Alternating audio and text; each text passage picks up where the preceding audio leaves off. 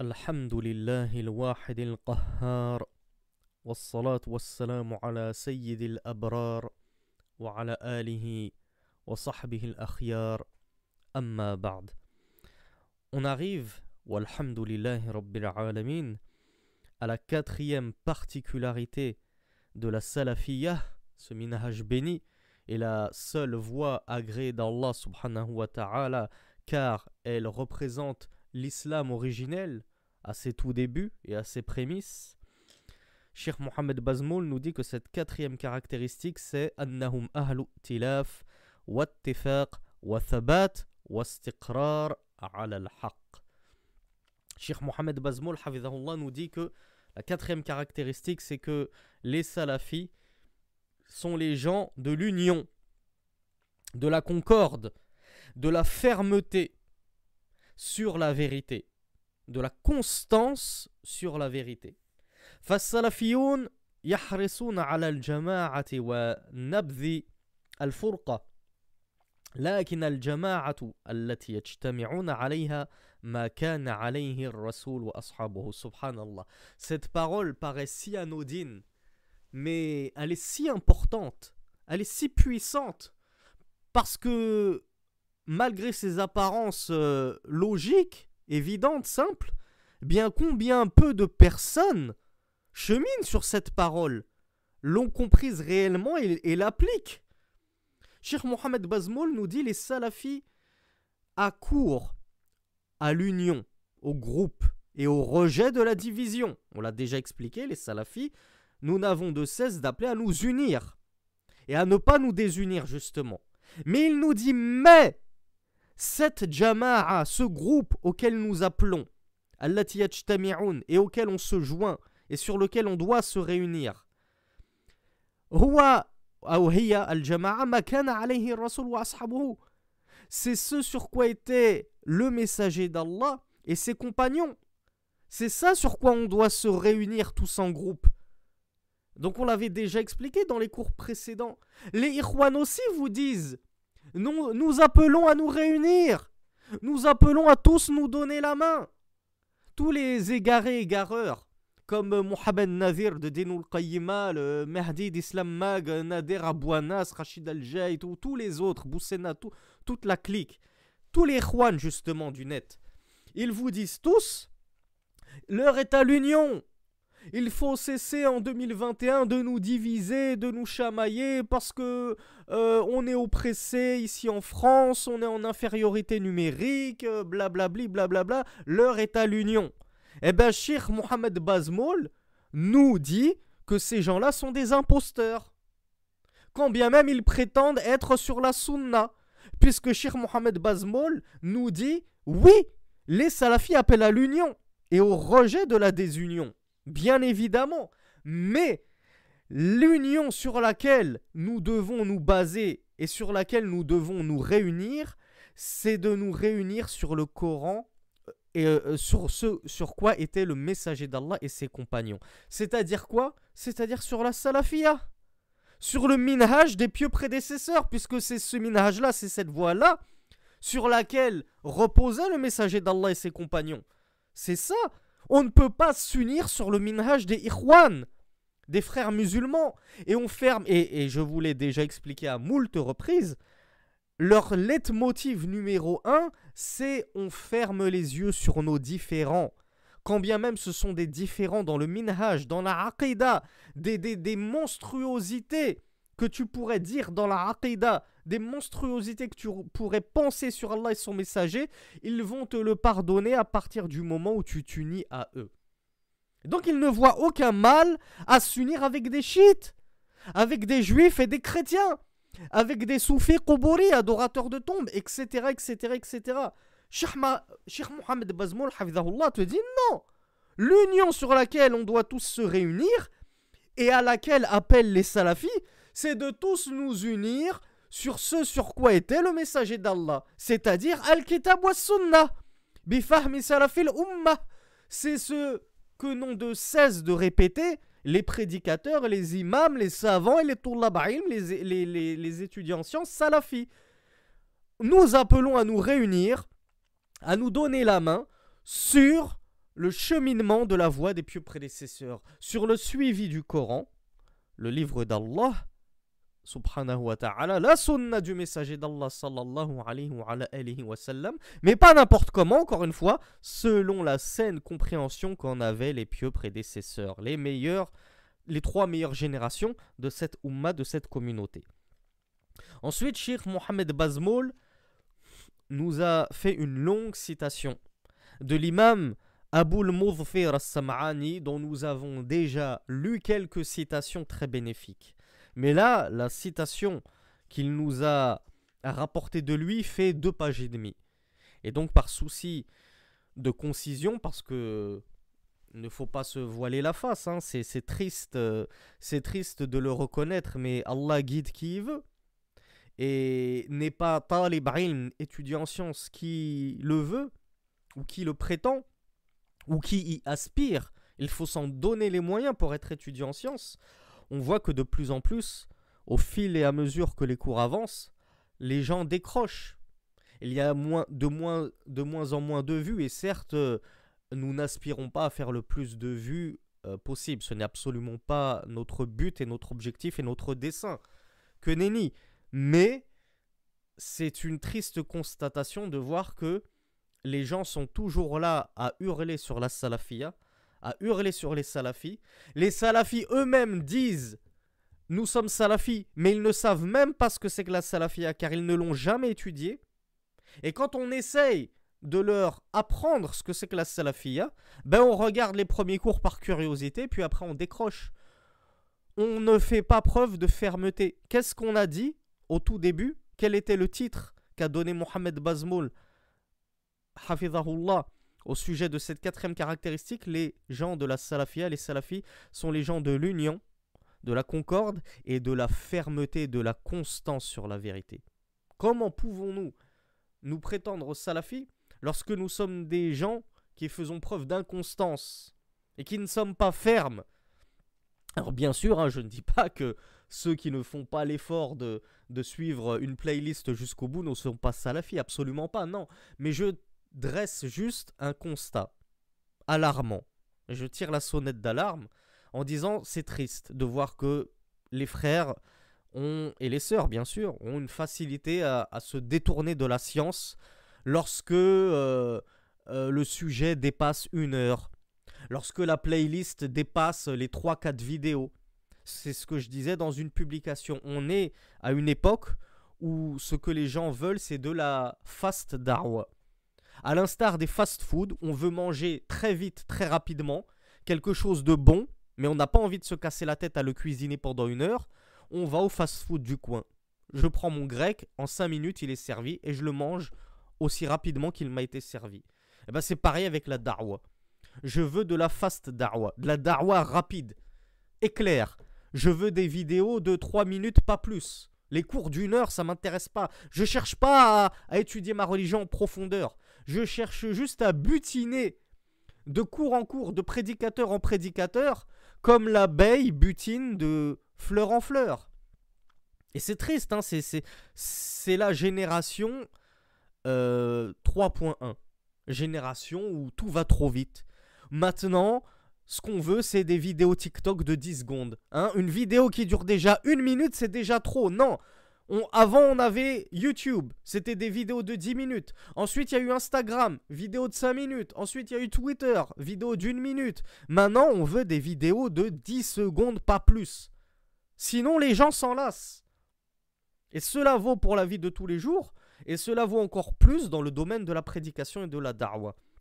Donc, c'est ce que je disais initialement. On va essayer maintenant de faire des cours un peu plus légers parce que les gens s'en lassent. Et comme je le disais, n'est pas talib ilm qui veut, n'est pas étudiant en sciences qui veut.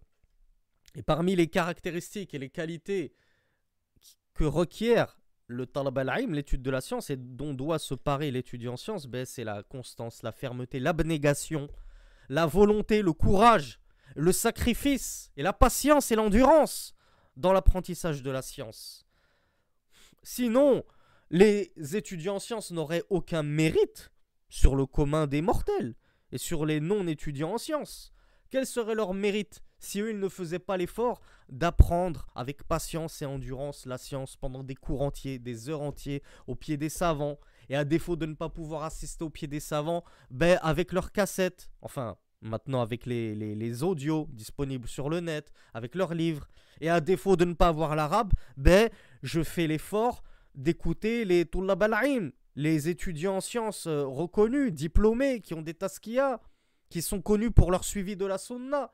Mais si c'est pour suivre les nouveaux prédicateurs, youtubeurs qui sont apparus en plein confinement, juste parce qu'ils font des petites vidéos de 10 minutes sur des sujets buzz, ce n'est pas du talabul ilm. Ça s'appelle butiner. Ça s'appelle butiner. Mais Bushra liman istama'a. Bonne nouvelle à celui qui continue à suivre ses cours. Après, en toute modestie, je ne dis pas ça parce que c'est mes cours. Je dis d'ailleurs ça pour l'ensemble des cours de tous mes confrères et plus encore pour ceux des savants. Bonne nouvelle à ceux qui continuent à s'accrocher aux cours, à les écouter malgré leur longueur, malgré que la playlist n'en finit plus. Bonne nouvelle à eux, qu'ils sachent qu'ils sont sur le bon chemin. Et comme cadeau de ma part et de la part de Cheikh Mohamed Bazmoul, sachez que vous allez assister à un cours exceptionnel. Non pas parce que c'est moi qui le dispense, absolument pas, mais parce que je vais vous rapporter les propos de Cheikh Mohamed Bazmoul qui nous rapporte les propos de Aboul Mouffir As-Sam'ani qui sont exceptionnels. Donc vous allez profiter de propos exceptionnels et j'espère que ce sera ma modeste contribution en guise de cadeau pour vous, pour votre patience et pour vos efforts dans l'étude de la science et l'écoute de Durous profitables. Encore une fois, non pas parce que ce sont mes cours, mais parce que le sujet est profitable. La salafia, c'est fondamental. Il est fondamental de connaître ce que c'est que la salafia et d'y adhérer. Et j'ai tellement de peine pour ceux qui ne savent pas ce que c'est que la salafia et pensent que la salafia c'est le kharijisme, c'est le takfirisme, c'est Daesh et compagnie, c'est le rigorisme comme nous l'avons dit dans les cours derniers, etc. etc. Et donc qui s'en détournent à cause de leur idée préreçue parce qu'ils n'ont jamais fait l'effort de chercher à savoir ce que c'était que la salafia. Donc Aboul Mouffir As-Sam'ani rahimahullah, pour rappel, Abou Mouffir As-Sam'ani, c'était les années 400. Il est mort il est né, je crois, en 418, 420, quelque chose comme ça. Il est mort dans les années 480, 487. Je n'ai plus les chiffres sous les yeux et en tête. Mais pour ceux qui commenceraient dès le préambule à nous objecter, oui, vous, de toute façon, votre secte, elle est née il y a 200 ans avec Mohammed ibn Abdel Wahhab, hein. Tout ce que vous racontez, c'était pas connu des premières générations. On vous dit, les propos que nous allons vous citer, ils datent des années 400 de l'Hégire. 400 ans après l'avènement du prophète sallallahu alayhi wa sallam. Est-ce qu'on peut faire plus proche de la prophétie que ça? Donc il nous dit, rahimahullah, ومما يدل على أهل الحديث ومما يدل على أن أهل الحديث هم على الحق أنك لو طالعت جميع كتبهم المصنفة من أولهم إلى آخرهم وقديمهم وحديثهم مع اختلاف بلدانهم وزمانهم وتباعد ما بينهم في الديار وسكون كل واحد منهم قطرا من الأقطار وجدتهم في بيان الاعتقاد على وتيرة واحدة ونمط واحد يجرون فيه على طريقة لا يحيدون عنها ولا يميلون فيها قولهم في ذلك واحد وفعلهم واحد لا ترى بينهم اختلافا ولا تفرقا في شيء ما وإن قل بل لو جمعت جميع ما جرى على ألسنتهم ونقلوه عن سلفهم وجدته كأنه جاء من قلب واحد وجرى على لسان واحد وهل على الحق دليل أبين من هذا؟ قال الله سبحانه وتعالى أفلا يتدبرون القرآن ولو كان من عند غير الله لوجدوا فيه اختلافا كثيرا وقال تعالى واعتصموا بحبل الله جميعا ولا تفرقوا واذكروا نعمة الله عليكم إذ كنتم أعداء فألف بين قلوبكم فأصبحتم بنعمته إخوانا. On s'arrête là pour pouvoir traduire, Inch'Allah. Donc Abul Muthir as-Sam'ani nous dit, et parmi ceux qui indiquent que les gens du hadith, Ahlul Hadith, nous l'avions expliqué dans les premiers cours, c'est une des nombreuses dénominations par lesquelles on nomme les salafis, les gens de la sunna et de la jama'a,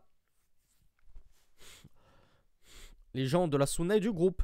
Donc il nous dit parmi les preuves, ou parmi ceux qui indiquent que les gens du hadith, donc les salafis, sont sur la vérité. Hum ala al-haq. Et il n'y a que sur la vérité. Deux personnes avec une voix opposée et différente ne peuvent pas tous les deux cheminer sur la vérité. Il ne peut y en avoir qu'un seul qui chemine sur le chemin du messager d'Allah. Comme nous l'avons vu dans le cours d'hier, le messager d'Allah a tracé un seul trait, pas deux, pas trois, pas quatre, en disant ceci est mon chemin. Ceux-là sont mes chemins. Non, il a tracé un seul trait et il a dit ceci est mon chemin. Puis à gauche et à droite de ce trait, il a tracé d'autres traits en disant ceux-là sont les chemins du diable. Ceux-là sont des souboules, des chemins à la tête de chacun duquel appelle un diable. Donc il nous dit que parmi les indications que les gens du hadith sont sur la vérité, c'est que si tu lisais l'ensemble de leurs livres, l'ensemble de leurs ouvrages, du premier jusqu'au dernier ouvrage, les anciens ouvrages jusqu'aux nouveaux, les plus récents, quand bien même ils seraient géographiquement différents. En termes de géographie, tu vas prendre l'ouvrage de un tel qui est égyptien, tu vas prendre l'ouvrage de un tel savant pakistanais, tu prends l'ouvrage de un tel savant ouzbek, tu prends l'ouvrage de un tel savant yéménite, un tel savant marocain, un tel savant algérien, un tel savant tunisien, un tel savant malien, un tel savant éthiopien, etc., etc. Peu importe les pays desquels proviennent ces gens et leur ouvrage qu'ils ont composé, il nous dit, peu importe l'endroit dans lequel ils résidaient et ils vivaient, tu trouveras ces gens-là. وَجَدْتَهُمْ فِي بَيَانِ الْاعْتِقَادِ عَلَى وَتِيرَةٍ وَاحِدَةٍ وَنَمْطٍ وَاحِدٍ. Tu les trouveras lorsqu'ils éclaircissent et détaillent la croyance, la aqida, le dogme, le credo, selon une seule et même voix, une seule et même parole. Là, il a employé une expression. En français, on dirait, par exemple, ils ont accordé leur violon. C'est une expression pour dire, voilà, ils sont unanimes sur cette chose-là. Ils donnent exactement les mêmes explications. Ils tiennent exactement les mêmes propos. Alors que celui-là réside en Occident, celui-là réside en Orient, celui-là réside au nord de la planète, celui-là réside au sud de la planète. Celui-là a résidé dans les premières années, celui-là a résidé dans les dernières années de notre ère. Eh bien, le Cheikh Abul Muthir as-Sam'ani nous dit, tu trouveras que lorsqu'ils expliquent la aqida, ces gens du hadith, ces salafiyoun, ils sont sur une seule et même parole, ils sont unanimes, en concordance parfaite. Yajruna fihi ala tariqatin la yahiduna anha wa la yamiluna fiha. Ils cheminent sur une voie de laquelle ils ne dévient pas d'un iota. Ils cheminent tous sur le même chemin, subhanallah, comme s'ils étaient tous à la queue leu-leu, reproduisant exactement les faits et gestes de leurs prédécesseurs, tenant exactement les mêmes propos que leurs prédécesseurs. Il rapporte ce que son shir a dit, qu'il tient de son shir, qu'il tient de son shir, qu'il tient de son shir, et on remonte comme ça jusqu'au salafus salih. Et les salafus salih eux-mêmes, quand on remonte leur chaîne, on arrive jusqu'au tabi'in, on arrive jusqu'aux compagnons, et ensuite on arrive jusqu'au prophète directement, sallallahu alayhi wa ala alihi wa sallam. Et d'ailleurs, comme je vous l'ai dit, n'est-il pas vrai que les gens du hadith, les salafiyoun, leur cours, ce n'est que à 90% qala Allah, qala Rasulullah. Allah a dit, le messager d'Allah a dit. Mais écoutez les khutab, les prêches du vendredi, des mubtadi'a, des innovateurs, des gens des passions, ou tout simplement des ignorants. Ce ne sont pas des innovateurs, ce ne sont pas des gens des passions, mais ils sont ignorants, ils n'ont pas beaucoup de science. Vous n'allez entendre que très peu « Qala Allah, qala Rasulullah ». C'est toujours des histoires et des histoires. Et moi j'ai une histoire à vous raconter, et la semaine dernière un tel m'a dit ceci, et ils racontent leur vie. Et ils racontent les vies de leur famille, les vies de leurs voisins, les vies de leurs professeurs, etc. Mais rien à se mettre sous la dent en termes de Coran et de Sunnah. Ensuite, Abu al-Mufir as-Sam'ani, rahimahullah, nous dit قَوْلُهُمْ فِي ذَلِكَ وَاحِدْ وَفِعْلُهُمْ وَاحِدْ. C'est ce que je disais. Leurs actes sont en concordance totale. Leurs paroles sont unanimes. Tu ne vois chez eux aucune divergence, ni scission en quoi que ce soit. Aussi petite qu'elle est, aussi petite soit-elle cette divergence. Alors, je rappelle que là, il parle de la aqidah, du minhaj. On n'est pas en train de parler de, si, dans le fiqh, il y a des divergences. D'ailleurs, un tel était shafi'ite, un tel était hanbalite, un tel était hanafite et un tel était malikite. C'est bien une divergence. Là, on parle de la aqidah. Et quand il dit qu'il n'y a aucune divergence, aussi petite soit-elle, il parle de manière générale. Bien évidemment, et nous l'avions déjà détaillé dans nos cours de croyances portant sur le livre La Voix du musulman, Minhaj al-Muslim, on avait déjà avancé que voilà, tel savant voyait cela et puis tel savant ne voyait pas cela. Des temps immémoriaux, depuis les premiers temps et les premiers savants, jusqu'aux savants les plus contemporains comme Ibn Baz, Ibn Uthaymin, Al-Albani, rahimahumullah, qui avaient divergé sur certains points de aqidah, mais c'était des petits points, des petits détails, et nous avions cité quelques exemples pour cela. Donc il nous dit que eux, ils ne divergent pas. Ils ne font pas de scission sur quoi que ce soit, aussi minime soit-elle.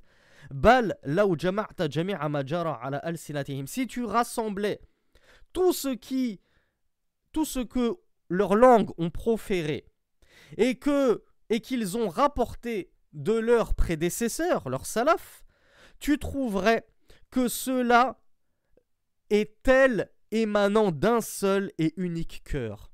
Tout ce qu'ils ont dit, tout ce qu'ils ont écrit, tout ce qu'ils rapportent, c'est comme si c'était une seule et même personne qui le rapportait.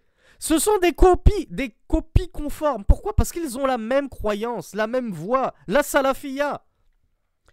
Et tu trouverais que cela émane d'une seule et même langue, alors que pourtant cela a émané d'une multitude de langues. Une langue malienne, une langue algérienne, une langue saoudienne, une langue égyptienne, une langue, ce que tu veux, même française.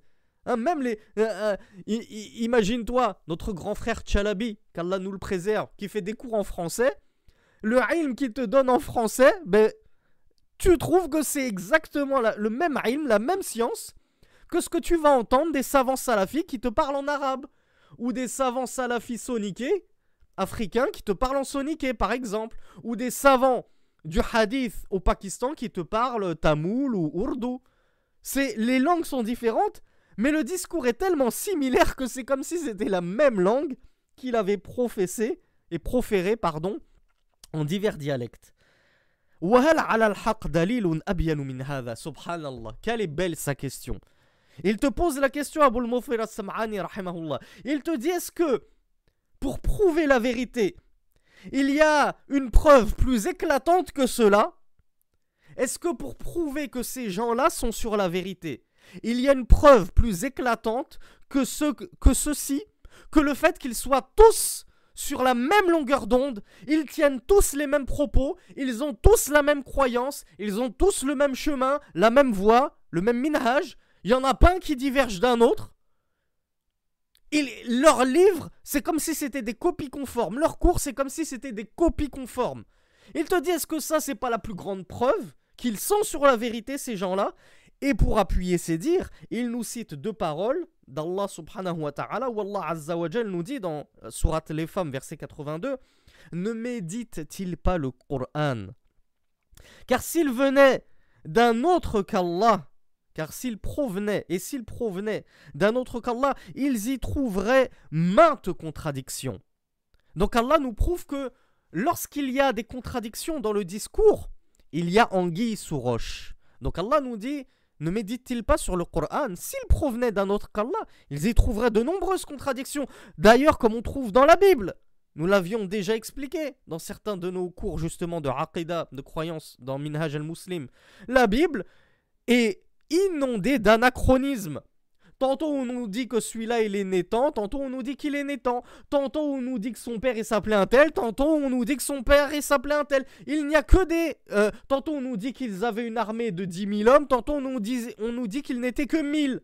Donc dans la Bible, il n'y a que des... Enfin pas que, il y a moult contradictions. Ce qui prouve que cette Bible de nos jours n'est pas l'œuvre d'Allah, n'est pas la parole d'Allah, mais une modification des textes divins antérieurs et originels. Tandis que le Coran, c'est forcément la parole d'Allah. Tu ne peux pas y trouver la moindre faille, la moindre contradiction. Donc Abul Mufir s'est basé sur ce hadith pour dire, ceci ressemble étrangement à la salafia. Regardez la salafia, vous n'y trouvez aucune contradiction entre les chouyours. Cheikh Ibn Baz, qui était saoudien, tient exactement la même da'wa, le même prêche, les mêmes discours que Cheikh Al-Albani, qui était albanais. Je vous le rappelle, pour ceux qui n'auraient jamais fait le rapprochement. Et Cheikh Al-Albani, rahimahullah, tient exactement le même discours et la même da'wa que Cheikh, par exemple... Adam al-Ethiopi, Mohamed ibn Adam al-Ethiopi, rahimahullah, qui est mort récemment, qui était éthiopien, qui tient exactement le même discours que Mohamed Aman al-Jami, qui lui-même, si mes souvenirs sont bons, était éthiopien, habashi, qui tient le même discours, par exemple, que Sheikh Abdurrazzaq Afifi, rahimahullah, qui faisait certes partie de la Lajna Da'ima d'Arabie Saoudite, mais qui à la base est égyptien et diplômé d'Al-Azhar de surcroît. Pour ceux qui s'imaginent que d'Al-Azhar ne peut en sortir que des innovateurs Ash'ari Ikhwani, comme je l'ai lu avec la plus grande sottise et bêtise sur mes détracteurs Twitter. Ceux qui disent, et ce frère-là, Sami Philippe, ne peut pas être diplômé d'Al-Azhar, c'est un grand mensonge. On les invite cordialement à venir voir notre diplôme à la maison. Je me ferai un plaisir de leur offrir même le thé avec. Et qui nous disent il ne peut pas être diplômé d'Al-Azhar parce que Al-Azhar rejette le salafisme et traite ce mouvement d'hérésie. Subhanallah. Comme si Sheikh Raslan sortait d'autre part que d'Al-Azhar et tant d'autres. Hein, le grand lecteur Al-Qari, qui est en même temps un faqih, son nom m'échappe, qui est imam en Arabie Saoudite, je crois, à Médine, son nom m'échappe bizarrement, qui aussi a fait ses études, a passé son magistère et son doctorat à Al-Azhar. Bref, ne nous éloignons pas du sujet. Deuxième verset qu'il rapporte, wa'tasimu bihablillahi jami'an wa la tafarraqu. Accrochez-vous tous, cramponnez-vous au câble d'Allah, tous ensemble. Le câble d'Allah, c'est le Coran. Et ne divergez pas. Et rappelez-vous, remémorez-vous le bienfait d'Allah sur vous. Lorsque vous étiez ennemis les uns les autres, en conflit, alors Allah subhanahu wa ta'ala a réuni vos cœurs et vous êtes alors devenus, par son bienfait, par sa grâce, frères. Donc le shir nous dit, c'est la même chose. C'est la même chose avec les salafis, les gens de la sunna, du groupe, les gens du hadith. Ils cheminent tous, ils se sont tous accrochés au câble d'Allah. Donc, quelle est la conséquence de se cramponner au câble d'Allah? Eh bien, Allah va réunir nos cœurs et faire de nous des frères. Et ainsi sont les salafis les uns vers les autres. Nous nous aimons d'un amour immodéré. Nous nous préférons entre nous plus que nous pourrions préférer certains membres de nos familles qui ne sont pas salafis, qui sont parfois même kuffar. J'ai des parents kuffar, j'ai des parents mécréants. Ce frère-là, salafi, qui vient du Pakistan, qui vient du Sénégal, qui vient de Côte d'Ivoire, qui vient de là où tu veux, alors que moi je me trouve en France, eh bien je l'aime plus que mes propres parents, subhanallah, parce que on chemine exactement sur la même voie. On est en concordance, en union, en osmose, en termes de religion. Alors qu'avec mes parents, c'est toujours des débats, des critiques. Et pourquoi tu portes la barbe? Et pourquoi tu portes le djilbab? Et pourquoi tu étudies ce Coran? Et ceci et cela. Ensuite, Abu al-Muthfir as-Sam'ani, rahimahullah, nous dit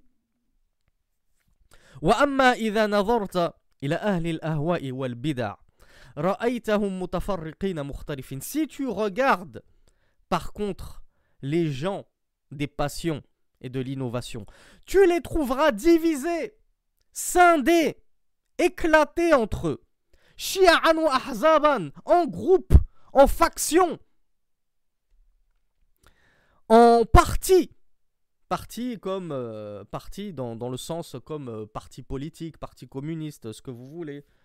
لا تكاد تجد اثنين منهم على طريقة واحدة في الاعتقاد. Peu ne s'en faut que tu n'en trouves que deux sur le même cheminement dans la aqida, dans la croyance. Les mubtadi'a, c'est à peine, les innovateurs, c'est à peine si tu peux en trouver deux, comme on l'a dit, copie conforme, semblable.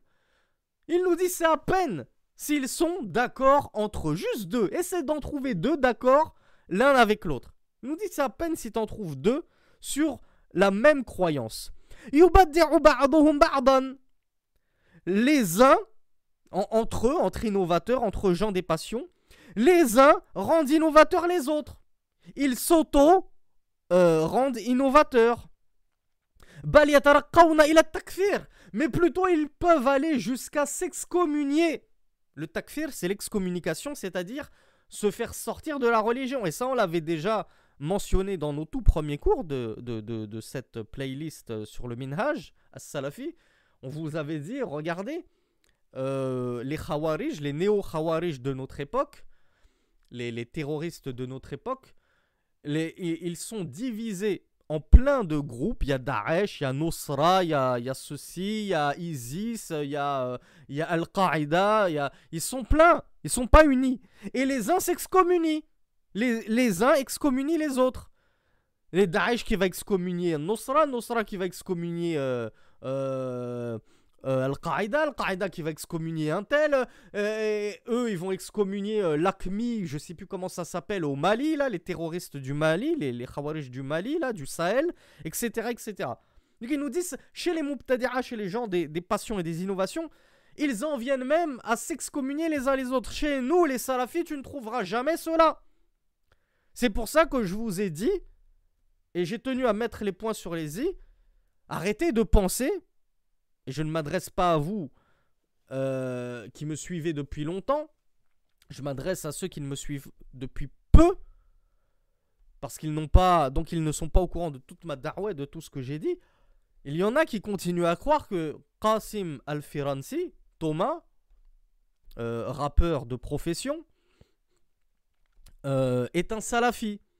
Et on m'est tombé dessus de la manière la plus véhémente possible, en m'insultant de tous les noms, des sœurs qui se sont même permis de me tutoyer, de m'insulter, alors qu'on ne se connaît pas, on n'a pas élevé les cochons ensemble, et qui me disent comment tu peux insulter, mettre en garde, sachant que je ne l'ai pas insulté, hein, j'avais juste dit qu'il était bipolaire, qu'il a des problèmes d'ordre psychologique, et que donc, ne serait-ce que pour ça, on ne peut pas le suivre. Et comment tu peux mettre en garde ton frère salafi? Mais il n'est pas salafi, c'est un takfiri. C'est un takfiri.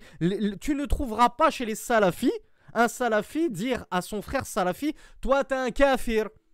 Comme le fait ce triste Qasim à chaque fois qu'un frère vient lui mettre les points sur les i et le corriger lorsqu'il se trompe. On est tous des shayatines, on est tous des diables, on est tous des kuffars, etc. etc. Donc non, ça n'existe pas dans la salafia. Les salafis, ils excommunient uniquement les kuffars, les mécréants. Mais on ne va pas s'excommunier entre nous pour une divergence d'opinion. Et toi, t'es malikite, moi je suis hanbali, je vais t'excommunier, t'es un kafir. Toi, tu vois que le masr, l'essuyage sur les khouf, ça ne se fait que sur du cuir, parce que c'est ton madhab, bah t'es un kafir. Ça n'existe pas, ça, chez les salafis. Donc Abu al-Muthfir nous dit « Yukaffiru ibn abah » Chez les mubtadi'a, chez les gens de l'innovation et chez les gens des passions, tu vas trouver le fils rendre mécréant son propre père. Tu vas trouver warrajulu akhahu, l'homme excommunier oui, excommunier ou excommuniquer, je ne sais plus comment on dit, excommunier je crois, son propre frère. Tu vas trouver le voisin rendre mécréant son voisin. Tarahum abadan fi tanazu'in wa tabaghudin wa ikhtilaf. Tu les vois en permanence dans la divergence, dans le schisme. Le schisme, c'est-à-dire la scission, se séparer, se diverger. Tu les vois en permanence dans la divergence. Tanqadi a'maruhum wa lamma tattafiq kalimatuhum.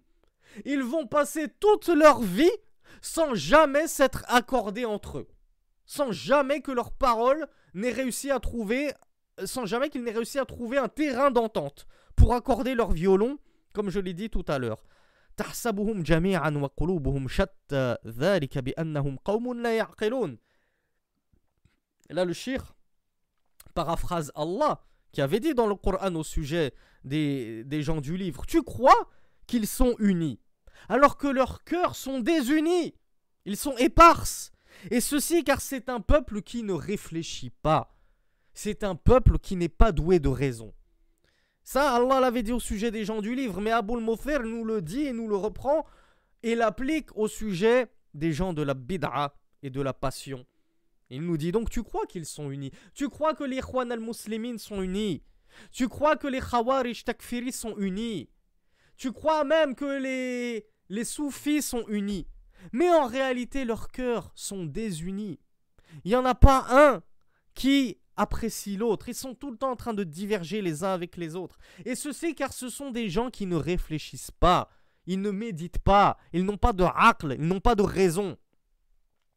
أوما سمعت أن المعتزلة مع اجتماعهم في هذا اللقب يكفر البغداديون منهم البصريين والبصريون منهم البغداديين ويكفر أصحاب أبي علي الجبائي ابنه أبا هاشم وأصحاب أبي هاشم يكفرون أباه أبا علي.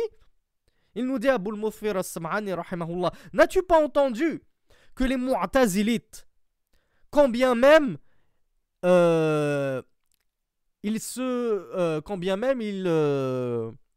ils appartiendraient tous à cette mouvance, al-i'tizal, on les appelle tous les Mu'tazilites, tous ceux qui se réclament d'al-i'tizal, de ce courant.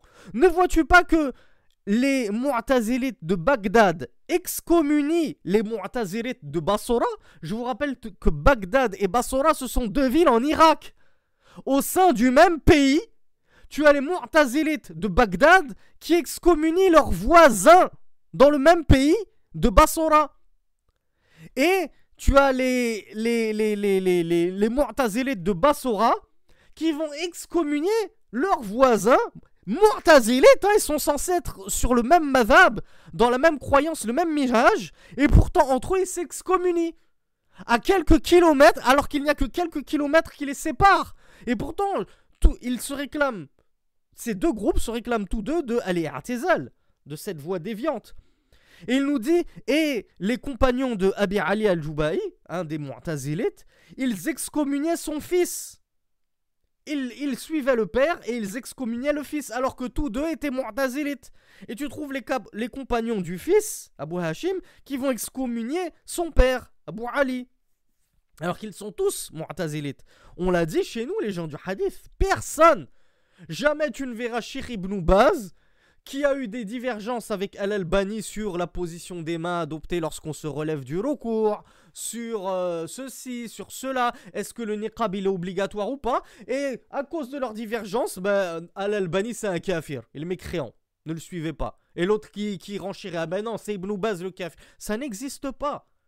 Les salafis ne s'excommunient pas comme ça, aussi facilement, comme on l'a dit, aussi facilement que ce Qasim al-Faransi ne débite d'insanité dans les raps qu'il partage allègrement sur YouTube, qui sont pleins d'immondices, de grossièreté, d'insanité, de blasphème à l'encontre de la religion.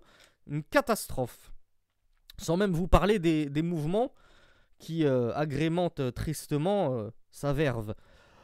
Et il nous dit: وكذلك سائر رؤوسهم وأرباب المقالات منهم إذا تدبرت أقوالهم رأيتهم متفرقين يكفر بعضهم بعضا ويتبرأ بعضهم من بعض.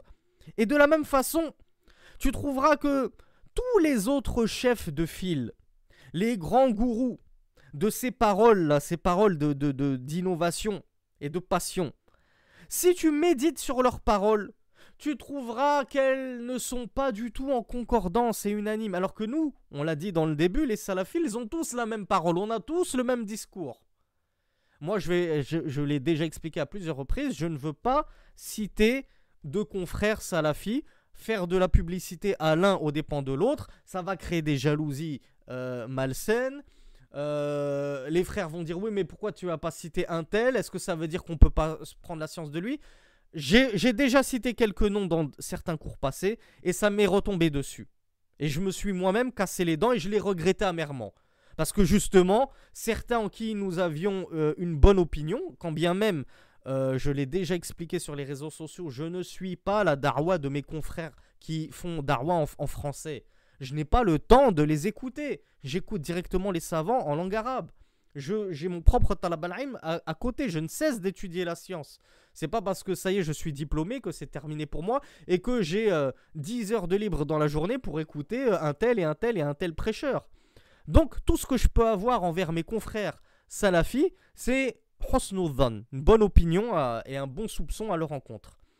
Mais voilà, quand tu découvres qu'une personne envers qui tu avais le bon soupçon et que tu as avancé, que tu as mis en avant dans un de tes cours, ben finalement, il commençait à recommander Qasim, justement, le triste rappeur dont nous parlions, et lui dire j'ai staffé de toi, j'ai beaucoup profité de toi, et c'est bien ce que tu fais, et continue ta darwa. Alors que Qasim, le plus ignorant des ignorants parmi les salafis, voit tout de suite que c'est quelqu'un qui est complètement à côté de ses pompes, pour parler poliment, à côté de la plaque, et que c'est un grand takfiri, et qu'il est complètement... qu'il fait plus de mal que de bien à cette da'wa. Tu avances certains noms, et puis tu découvres que voilà, certaines personnes ne sont peut-être pas aussi sincères dans la da'wa qu'on le pensait, et qu'il y a beaucoup d'égocentrisme, et qu'on appelle beaucoup à soi-même, et etc., etc. Donc voilà, je ne veux plus, pour toutes ces raisons-là, maintenant me mouiller à avancer des noms. Et je demande à Allah subhanahu wa ta'ala qui nous guide tous et qui nous accorde à tous la sincérité. Et le retour humble sur nos erreurs lorsque nous nous trompons et que nous faisons erreur, sans essayer de justifier de manière complètement aberrante et loufoque et ubuesque pourquoi nous nous sommes trompés sur ceci et cela. Voilà, j'ai fait une faute, astaghfirullah, je demande pardon à ceux qui m'ont écouté, sachez que c'est une erreur. Khalas, c'est terminé. Pas besoin de dire oui, mais c'est parce que si, c'est parce que ça, c'était pour être comme un professeur pour lui, etc., etc. Donc, Aboul Mouthbir, justement, nous disait que eux, les Mubtadi'a, tu ne trouveras pas deux paroles chez eux en concordance. Ils n'arrivent pas à se mettre d'accord. Les uns excommunient les autres s'innocente des premiers. Yatabarra'u ba'duhum min ba'd. Moi je m'innocente d'un tel, alors qu'on est tous les deux mu'tazilites, on est tous les deux ikhwani, on est tous les deux tabliri, on est tous les deux chiites, etc. Et pourtant ils s'innocentent les uns les autres. Ils n'arrivent pas à s'accorder et à s'unir. Il nous dit wa kadhalika al-khawarij wa rawafid fima baynahum wa sa'irul mubtadi'ati bimathabatihim. C'est pareil pour les khawarij et les rawafid. Les rawafid, pluriel de rafida, ce sont les synonymes de rafida, qui est pluriel de rafidi, ce sont les chiites. Nous dit c'est pareil entre eux. Et ceci vaut pour tous les autres mubtadi'a, tous les autres innovateurs. Ils sont tous comme ça, en permanence dans le conflit, dans la désunion, dans la divergence. Et là encore, il te pose une question qu'on pourrait appeler rhétorique. Je crois que c'est comme ça qu'on appelle une question qui n'appelle à aucune réponse, tellement la réponse est évidente. Je crois que ça s'appelle une question rhétorique. Il nous dit, est-ce qu'il y a une preuve en faveur de l'égarement, de la caducité de leur voix, plus éclatant que ceci, que le fait qu'il n'y en ait pas deux chez eux qui sont sur la même longueur d'onde, du fait qu'ils n'arrivent jamais à s'unir, qu'ils n'arrivent jamais à tenir les mêmes propos. Il y en a un qui va écrire un livre sur Al-I'tizal, son élève il va écrire un livre, et ce ne sont pas des copies conformes, comme on l'a dit. Contrairement au salafisme, contrairement aux gens de la sunna. Il n'y a que des divergences et des oppositions, quand ce n'est pas, comme on l'a dit, de l'excommunication les uns envers les autres. Donc il nous dit quelle est la plus grande preuve de cela? Quelle est la plus grande preuve que ces mubtadi'a, ces innovateurs, ces gens des passions reposent sur le faux? La plus grande preuve qu'on puisse apporter à cela, mais c'est qu'ils sont divisés, ils sont scindés. Ils n'arrivent pas à s'unir. C'est la plus grande preuve. Et il nous cite justement la parole d'Allah subhanahu wa ta'ala pour prouver ses dires. Inna alladhina farraqu dinahum wa kanu shi'an lasta minhum fi shay'. Innama amruhum ila Allah. Il nous dit, certes ceux qui ont scindé leur religion, qui se sont divisés dans leur religion, qui se sont scindés en clans, shi'an, en clans, en groupes, en parties. Lasta minhum fi shay'. Tu ne fais en rien partie d'eux. Ô toi, messager d'Allah, tu ne fais en rien partie d'eux.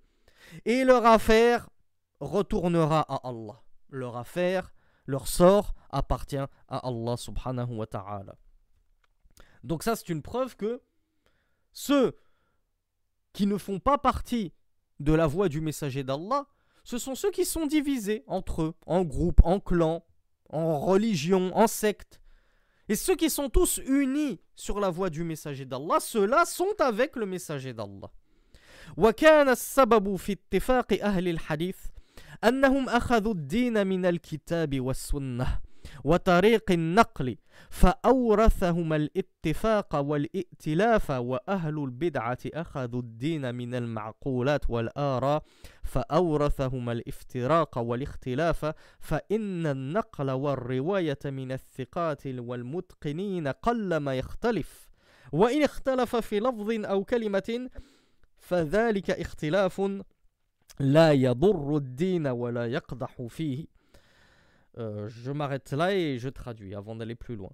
Il nous dit, rahimahullah, que la cause qui a conduit à l'union, la concorde entre les gens du hadith, les salafis, c'est qu'ils ont pris leur religion du livre, avec un grand L, le livre d'Allah, Al-Qur'an, et de la sunna, via les chaînes de transmission, tariq al-naql. Al-naql, c'est la transmission, c'est le sanad qui est si important. Comme l'a dit, je crois, Ibn Sirin, si ma mémoire ne me fait pas faux bon, Ibn Sirin avait dit, si ce n'était le sanad, n'importe qui aurait pu dire n'importe quoi. Walakin summu rijalakum. Mais nommez-nous vos hommes. Nommez votre chaîne de transmission, qu'on voit si les propos que vous tenez, que vous rapportez sont véridiques, authentiques ou non, et qu'on doit les rejeter. Si tu me cites une chaîne de transmission dans laquelle il y a un kadhab, un grand menteur, alors je n'accepte pas ton propos. Mais si ta chaîne de transmission, elle est zahabiyya, elle est en or, Malik, qui rapporte de Nafi', qui rapporte d'Ibn Omar, qui rapporte du messager d'Allah, là je prends, les yeux fermés, je le prends, ton hadith et ta parole. Donc, Abul Muthir nous dit, nous avons pris notre religion, les salafis prennent leur religion du livre d'Allah, de la sunna, via les sanad, via la chaîne de transmission. Et ceci a causé, ou causé en bien, pas en mal, ceci a causé chez eux l'union et la concorde. Cela leur a apporté union et concorde entre eux. Tandis que les gens de la bid'a, les gens de l'innovation, eux, ils prennent leur religion des ma'qoulat. C'est quoi le ma'qoulat? Min al-aql. Ils prennent la religion de leur cervelle, de leur propre esprit, de leur propre cervelle, de leurs propres opinions. Ils prennent la religion des avis, des opinions des hommes, au lieu de la prendre de ce qui est infaillible, Al-Qur'an, la parole d'Allah subhanahu wa ta'ala, et la parole du messager d'Allah sallallahu alayhi wa sallam en termes de législation. Et le fait qu'ils aient pris leur religion des opinions, des avis des hommes, cela a suscité entre eux la divergence. Forcément, pourquoi? Parce que comme je l'ai expliqué justement dans mon cours sur la prière en chaussures, j'ai dit, toi tu vois ceci dans la religion, tu vois que c'est A. Et ton voisin il voit que c'est B. Et notre voisin tous les deux il voit que c'est C. Ou bien toi tu vois que c'est blanc, moi je vois que c'est noir, ma propre femme voit que c'est bleu, elle est même pas d'accord avec moi. Mon fils il voit que c'est vert, le voisin voit que c'est jaune. Chacun a son propre avis dans la religion. Moi, je pense que ça c'est halal, toi tu penses que c'est haram. Moi, je pense que ça c'est mustahab recommandé, toi tu penses que c'est makrouh. Toi, tu penses que prier en chaussures c'est sale et c'est interdit, c'est pas conseillé. Et moi, je pense que c'est sunna, que c'est recommandé. On va aller où comme ça si la religion devait être prise de nos avis, de nos intellects, de nos opinions, de notre propre réflexion? Non!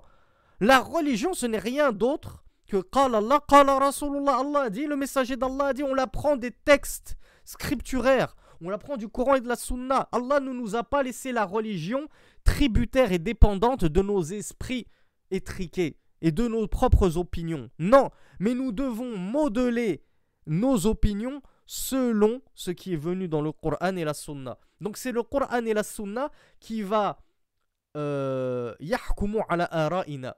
C'est eux qui vont avoir la prééminence sur ce que l'on aurait pensé en termes de religion avant que les textes nous parviennent. Et ce n'est pas, comme justement le font les mubtadi'a et les gens des passions, qu'ils font prédominer et précéder leurs opinions, leurs croyances, leurs idées, leurs intellects sur les textes. Comme c'est arrivé justement, et comme je l'ai détaillé dans mon cours sur la prière en chaussures. Tu rapportes à un tel une sunna, il te dit oui, mais moi, mon opinion me dit que c'est pas sunna, que c'est pas bien, que le messager d'Allah s'est trompé, ou bien qu'il ne l'a dit que pour telle et telle époque, mais de nos jours c'est plus valable, etc., etc.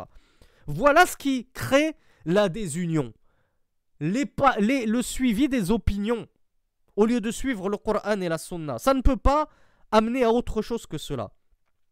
Il nous dit car An-Naql, le fait de rapporter les récits, War-Riwaya, rapporter les propos du messager d'Allah ou d'Allah via le Coran, Min-Athiqat, par le biais des gens de confiance, Al-Mutqinin, fiables, hein, ils savent ce qu'ils rapportent, ils n'ont pas une mémoire défaillante, hein, ils étaient, l'imam Al-Bukhari, Muslim, examinait avec minutie les rapporteurs. Est-ce que c'est quelqu'un qui a une bonne mémoire ou bien c'est quelqu'un qui s'en mêle les pinceaux? Auquel cas, je ne vais pas prendre son hadith si c'est quelqu'un qui s'en mêle les pinceaux. Sauf si je vois qu'il y a une autre personne qui confirme ses dires. Alors là, je prends. Etc. etc. Toutes ces règles que l'on trouve dans Mustalah al-Hadith, la science du hadith. Il nous dit, de cette façon-là, celui qui va prendre sa religion via an-naql wa riwaya, via les narrations, hein, via les chaînes de transmission, ces gens-là divergeront peu, puisqu'on est tous accrochés à la même chose, au sanad authentique, aux bonnes chaînes de transmission authentiques. Combien même ces chaînes-là et ces récits qu'on nous rapporte avec ces chaînes de transmission diffèrent dans un mot ou un terme. Hein, c'est pas parce que dans un terme, il a dit le mot, je sais pas moi, le mot coudé, l'autre il a dit empan, bon c'est grave, non. Il y a des petites divergences comme ça, comme le dit Abul Mufir As-Sam'ani, qui ne nuisent en rien à la religion. Ça ne nuit en rien au texte lui-même, s'il y a une petite divergence comme ça. Wa amma dalailul aql.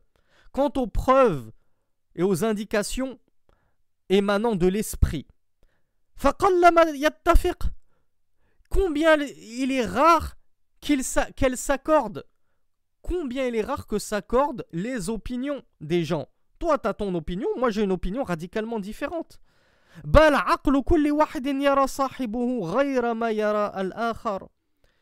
Lorsqu'on prend notre religion de l'esprit, de l'intellect, de la vie, de la pensée, de l'opinion, eh bien il nous dit, chacun va juger, que chacun va voir et va estimer une chose différente de ce que va estimer son voisin. C'est logique, on n'est pas tous moulés dans le même moule. Cela est très clair, c'est évident. Demande juste à ton voisin, qu'est-ce que tu aimes comme boisson? Yallah, demande-lui juste la boisson. Qu'est-ce que tu aimes boire? Il va te dire, moi j'aime boire du vin. Toi, tu aimes boire du coca. L'autre, il aime boire de l'eau. Il supporte rien d'autre que de l'eau. L'autre, il aime le thé, l'autre, il aime le café. Juste dans la boisson, vous n'arrivez même pas à avoir le même avis, la même opinion. Comment veux-tu dans la religion, si elle devait se baser sur les opinions, qu'on ait une seule religion, unique, l'islam, le monothéisme pur, la religion d'Allah? C'est pas possible. Si c'était basé sur les opinions, cette religion serait morcelée, comme l'est le christianisme. T'as des chrétiens qui disent que Jésus c'est Dieu, il y en a qui disent non c'est le fils de Dieu, il y en a qui disent non c'est un homme, Je vous rappelle que les premiers chrétiens, pendant longtemps, on dit que Jésus était un prophète en fait. Hein. Et je parle pas des muwahhidoun. Je parle des chrétiens qui ont subi des altérations dans leur religion. Jusqu'à très longtemps, ils disaient non, Jésus est un prophète. C'est ensuite qu'on a réussi à leur faire avaler que c'était Dieu ou le Fils de Dieu. Eux-mêmes ne sont pas d'accord. Vous allez trouver des gens qui vont dire Ozaïr, c'est le fils d'Allah, d'autres qui vont dire non, c'est un prophète. Donc nous aussi, on va suivre le même chemin si notre religion se base sur les opinions. Mais notre religion, comme on l'a dit, ne se base que sur le Coran et la Sunna.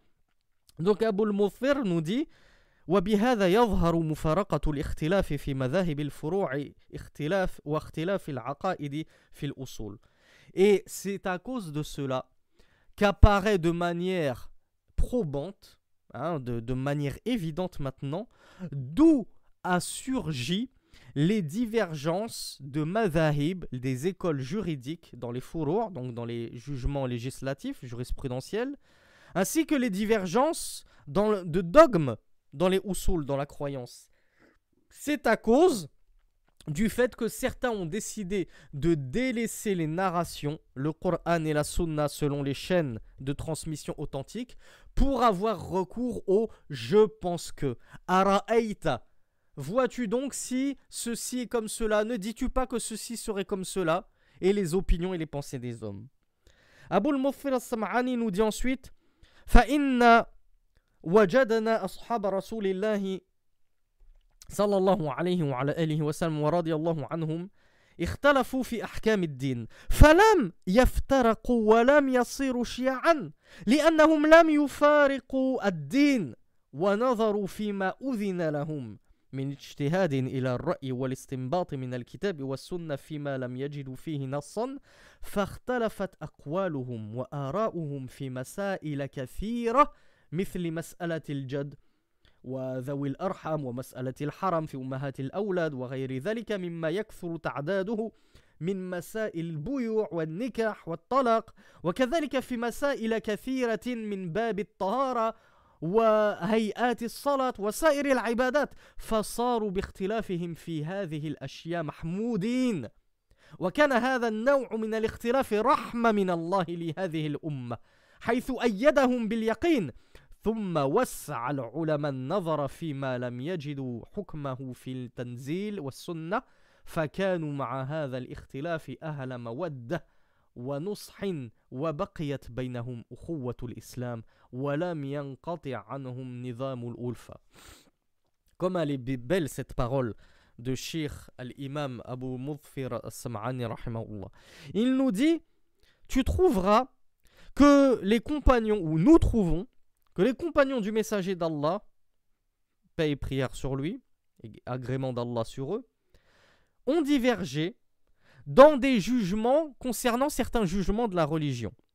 Mais ils ne se sont pas séparés, désunis pour autant, et scindés en divers partis, en divers clans, en divers groupes. Pourquoi? Parce qu'ils n'ont pas morcelé leur religion.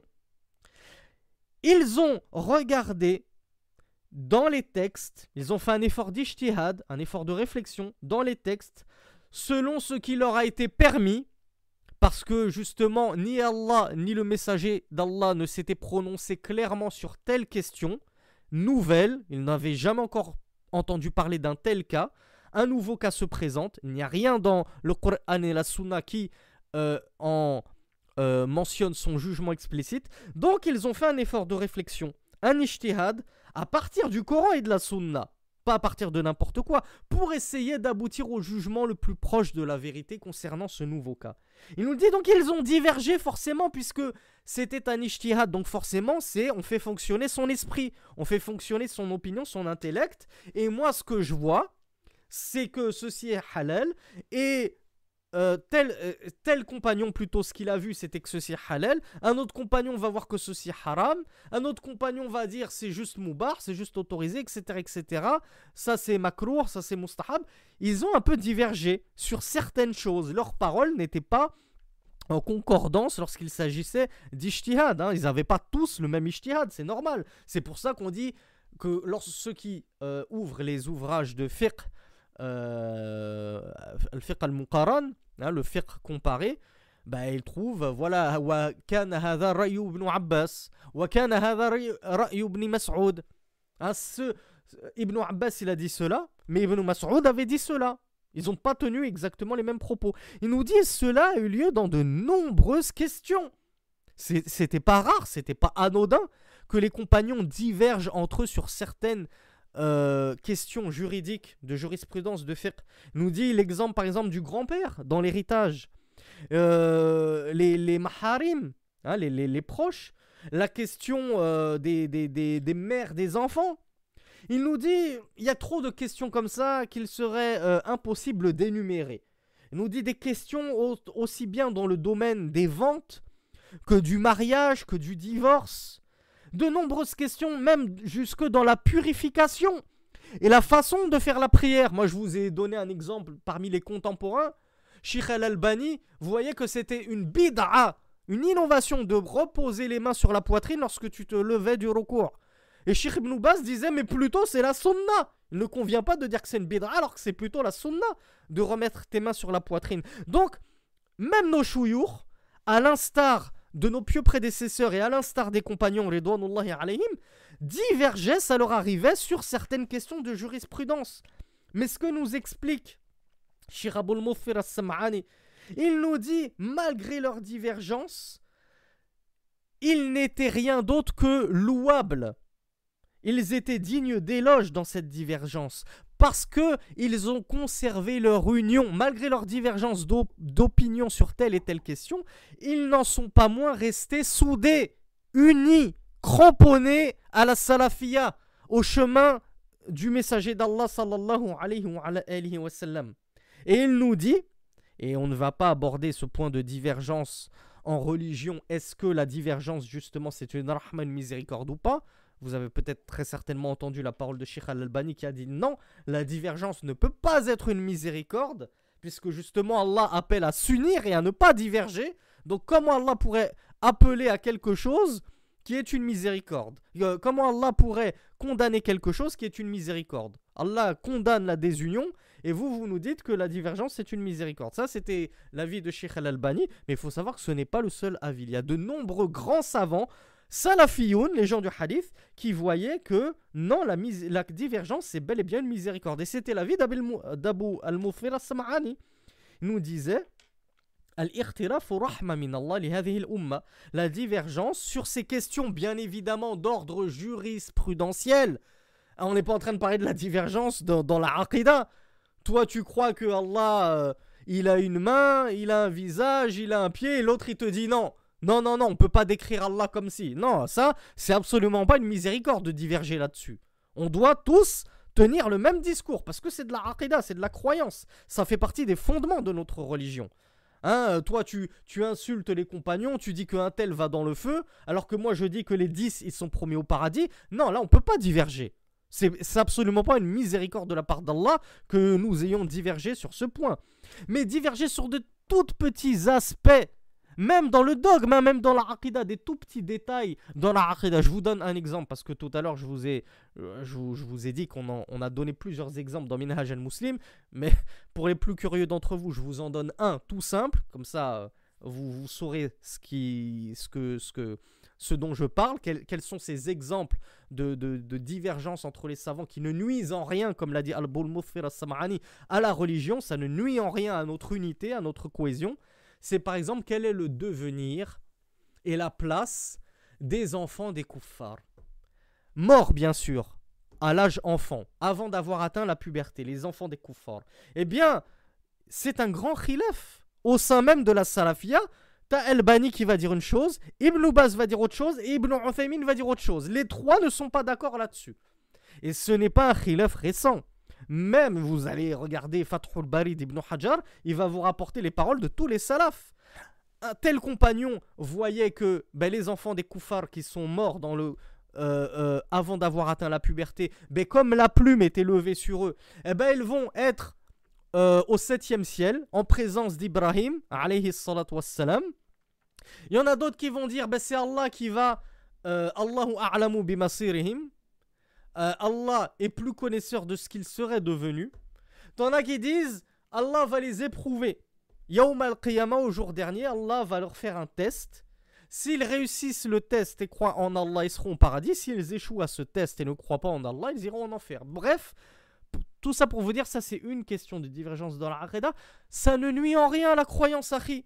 Si toi, surtout que, sachant que pour chacune de ces opinions dans la Aqidah, il y a des textes. Hein, il y a des paroles du messager d'Allah qui semblent en apparence, et j'aime appuyer sur le mot en apparence, contradictoires. Donc tu ne sais pas trop où te placer, quel avis choisir. Donc c'est pour ça que les savants ont divergé.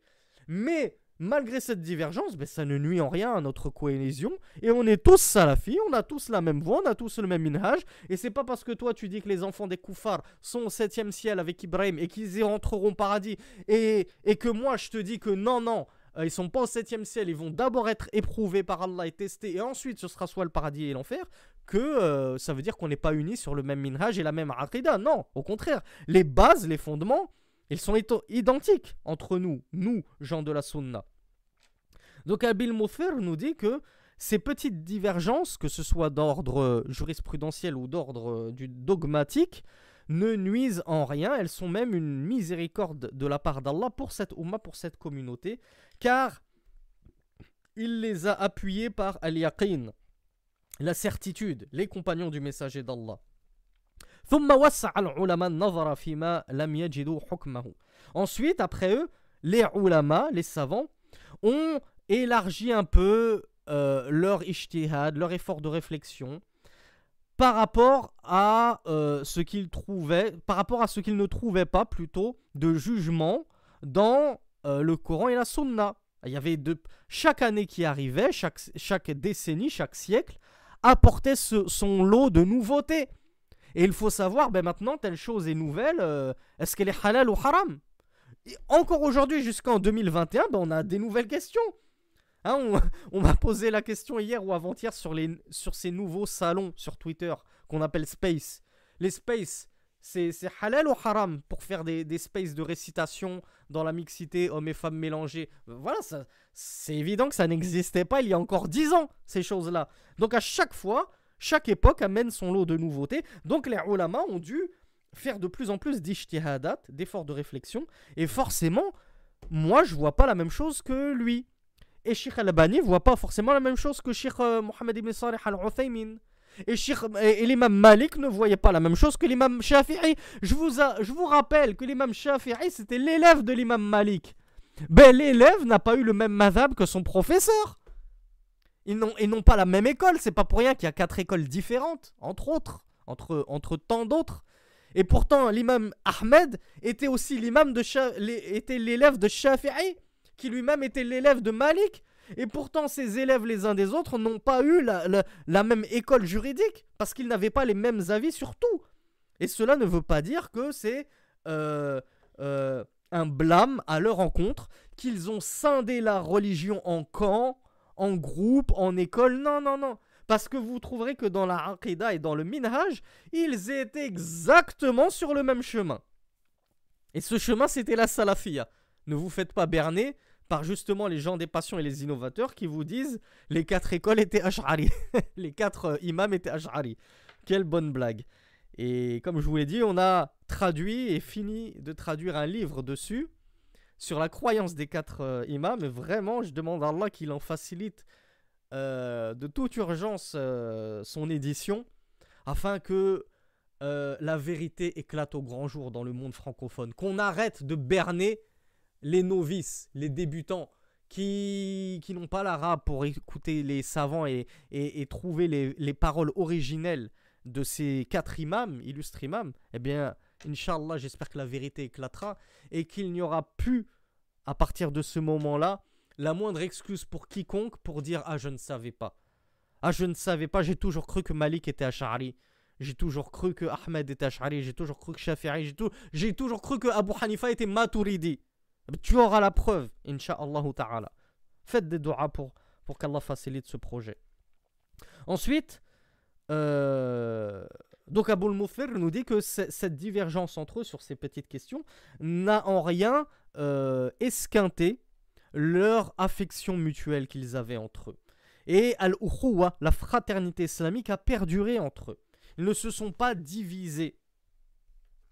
فلما حدثت هذه الأهواء المردية الداعية صاحبها إلى النار ظهرت العداوة وتباينوا وصاروا أحزابا فانقطعت الأخوة في الدين وسقطت الألفة فهذا يدل على أن هذا التباين والفرقة إنما حدثت من المسائل المحدثة التي ابتدعها الشيطان فألقاها على أفواه أوليائه ليختلفوا ويرمي بعضهم بعضا بالكفر. Là, il y a une très belle parole d'Abul Mudhir as-Sam'ani rahimahullah qui nous dit: mais lorsque sont apparus al-ahwa, les passions, les penchants, le suivi des passions et des penchants, ces passions et ces penchants qui poussent et invitent leur auteur au feu. Les passions et les penchants, lorsque tu les suis, tu finis tout droit en enfer. C'est à partir de ce moment-là, à partir du moment où les gens, au lieu de suivre le Coran et la Sunna, se sont mis à suivre leur propre opinion et les opinions des autres et des hommes, au lieu de dire ah oui, mais ton opinion, elle est en contradiction totale et frontale avec la parole d'Allah et de son messager. Ben eux, ils délaissaient le Coran et la Sunna et ils disaient je prends la parole de mon shir parce que j'ai une confiance aveugle en mon shir. Et cette chose-là, je vous rappelle que ces propos datent des années 400. Mais ce vice-là, ce tard-là, cette tare-là, perdure jusqu'en l'an 2021 grégorien. On a encore des gens, tu leur dis Allah a dit ceci, le messager d'Allah a dit cela, et ils te disent non, je m'en moque. Moi, je suis l'imam Malik, je suis l'imam Shafi'i, je suis l'imam Ahmed, je suis l'imam Abu Hanifa, je suis l'imam un tel et un tel, je suis l'imam Qardawi, je suis l'imam, entre 50 milliards de guillemets, Hassan Iqiyoussen, qui me dit qu'il n'y a aucun mal à pratiquer l'usure et à acheter à crédit avec intérêt des maisons ici en France. Wala hawla wala quwwata illa billah. À quoi cela conduit? L'imam Abul Mudhir as-Sam'ani te dit ça va te jeter dans le feu, akhi. Toub ilallah. Repends-toi Allah rapidement. C'est très très grave de suivre les égarements, les hérésies, les erreurs. Nos grands imams, nos illustrés. On n'est pas en train de parler de ce Hassan Iqiyoussen. Lui, ce ne sont pas des erreurs qu'il fait. Ça émane d'un cœur malade. Ce sont des hérésies volontaires qui émanent d'un cœur malade. Mais quant aux erreurs d'Abu Hanifa, de Malik et Shafi'i et Ahmed, il n'y a pas de honte à dire qu'ils ont fait des erreurs, car prétendre le contraire, ce serait les rendre infaillibles. Et quiconque rend infaillible une créature, je vous renvoie au cours d'hier, alors certes, il est sorti complètement de la salafia, il est sorti de l'islam. Là, il a ressemblé aux chrétiens qui ont fait d'une créature, Isa ibn Maryam, un créateur, un dieu, une divinité. Donc, il n'y a pas de mal à dire que nos 4 grands imams ont fait des erreurs, mais leurs erreurs émanaient d'un ijtihad. Ils émanaient d'un effort de réflexion, ils n'émanaient pas de la passion, du suivi des passions, du suivi des penchants pour se simplifier la vie, pour contourner les lois d'Allah, pour esquiver par amour de la célébrité, par appât du gain, etc. etc. Rahimahumullah. Qu'Allah fasse miséricorde à ces nobles imams. Donc, l'imam As-Sam'ani nous dit que c'est à cause et depuis l'apparition du suivi des passions, ces maudites passions qui conduisent en enfer, qu'est apparue l'animosité et la scission, la divergence, la séparation des musulmans en groupes et en clans. Et alors al-ukhuwa fi d-din inqata'at. Il s'en est fini de la fraternité islamique. Les Mu'tazilites étaient devenus les ennemis des gens de la Sunna. L'imam Ahmed fut emprisonné et fouetté pour avoir refusé d'embrasser la doctrine Jahmite Mu'tazilite, prétendant fallacieusement que le Coran est créé, alors que le Coran est la parole d'Allah. La parole d'Allah est incréée. Les attributs d'Allah ne sont pas des créations. Ils font partie inhérente et intégrante d'Allah.